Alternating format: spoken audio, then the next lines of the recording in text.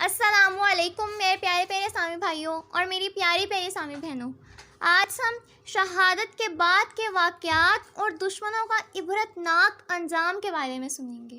میرے پیارے پیارے سامع بھائیوں اور میری پیاری پیاری سامع بہنوں، امام حسین رضی اللہ عنہ کے سر مبارک کو ابن زیاد کے پاس بھیجا گیا۔ اس سر مبارک سے عجیب و غریب کرامات کا ظہور ہوا۔ کبھی سر مبارک سے آسمان تک نور بلند ہوتا تو کبھی کسی کے گھر کی دیواروں سے خون بہنے لگتا، کبھی سر مبارک سے آیات قرآنی کی قرات کی آواز آتی۔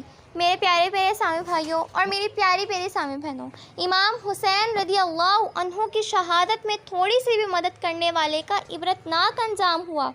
64 ہجری میں یزید دردناک مصیبت میں مبتلا ہو کر ہلاک ہوا۔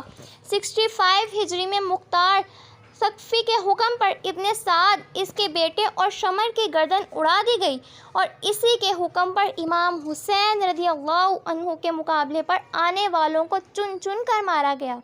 10 محرم 67 ہجری اسی کربلا کے میدان میں، اسی نہر فرات کے کنارے پر مختار کے حکم پر ابن زیاد کا سر کاٹ کر اس کے سامنے لایا گیا۔ سبحان اللہ۔